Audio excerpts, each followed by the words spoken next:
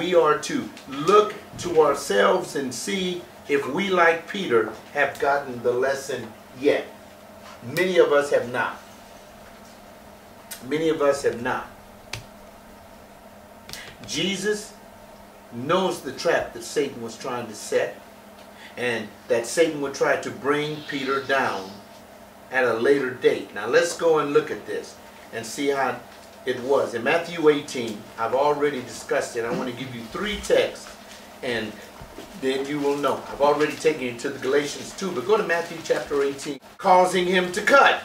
I don't know why I have these, wait a minute. Oh, you talking about when he cut the ear off? Yeah, that's what I'm talking about. Exactly.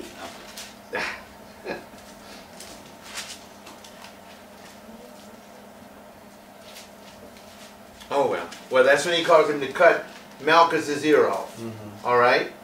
Satan caused Peter, number 1, caused him to lie, caused him to cut, and then, and say again? John 18:10. All right, let's go there. I'm sorry, I just got a typo here. When I'm doing all this stuff here, go to John 18:10. Okay. Simon Peter, having a sword, drew it. That's right. Now you may say, well, this is a good thing. Wait a minute. Jesus is in the Garden of Gethsemane. Jesus told Peter prior to this, they're going to take me, kill me, and beat me up. You're talking the words of Satan, not of God. He gets in the garden. What does Peter do? Pulls a sword in light of what Jesus told him and cuts off Malchus's ear. He drew it, struck the high priest's slave, and cut off his right ear, and the slave's name was Malchus. And so we see that he was cussing and cutting, and then he ends up crying and lying. And that's what happens when Satan gets into you. See, Satan, and Peter was chosen by the Lord to be a great man of God. If God has chosen you to be a great woman of God and a great man of God, Satan will try to manipulate you and get you to compromise yourself. Peter is an excellent case study for the church of character that's easily continued to think like the world. Peter just continuously thought like the world and find himself falling into the trap. And that's why when you see good Christians doing that, or even mediocre Christians doing that, you know what happens. So Jesus is trying to say that, Peter,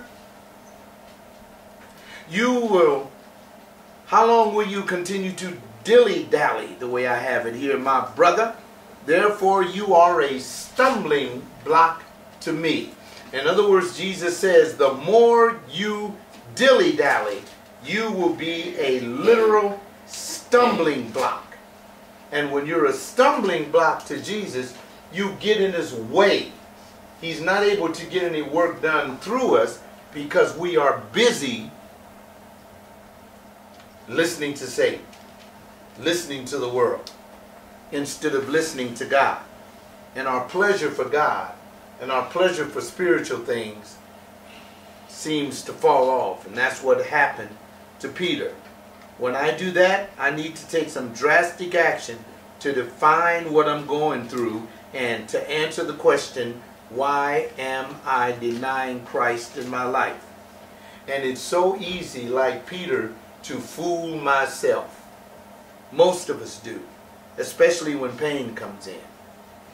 And a good test for me, you see me keep holding my hand.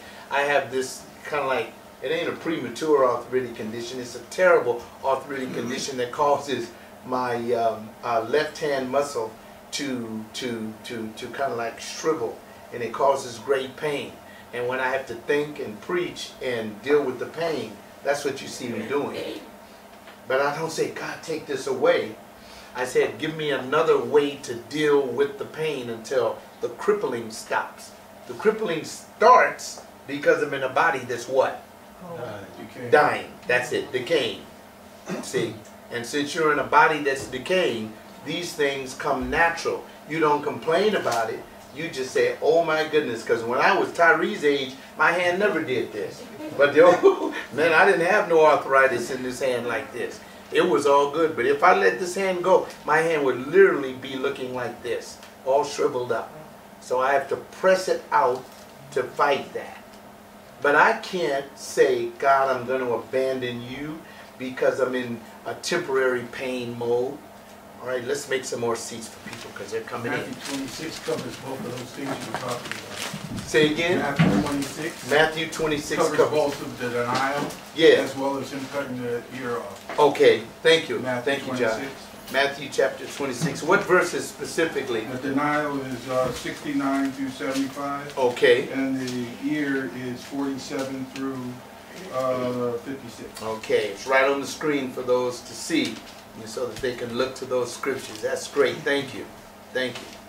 It's good. Now,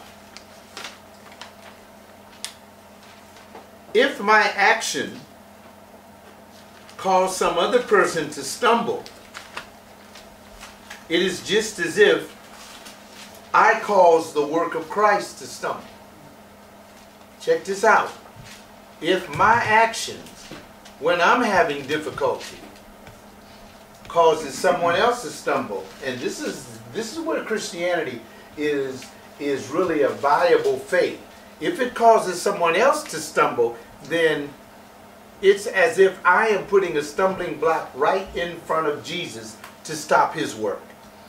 I had completed a webcast to put up last night, and I was going to put it up. I was talking with a guy from Jersey, from back east, and I said, oh, you think I'm lying? I'm going to make a webcast and put that up. I completed the webcast and told everybody I was going to put it up. Had it, man, I uploaded it to the site after I got some more gigabyte space on there. And before I put it up, Holy Spirit cautioned me, not because what I said was not true, but because what I said could be misconstrued by the weak Christian and destroy them. And I put a note up on my website this morning because somebody contacted me last night while I was away and say, where is the peace? And I told them right on my website, couldn't put it up. Too many people would cry because they're not mature enough to handle it. If I had put that piece up, though I was right, that would have been a stumbling block for Christ. Mm-hmm. See what I mean? Mm-hmm. And that's how you do that. Mm-hmm. Because you can do what you know is right, but if that right gets in the way of somebody else that don't know what's going on, you have to forbid yourself from even doing it and let it lie. Now, if that brother that was speaking with me wants it, he can write me, and I'll send him a CD of that,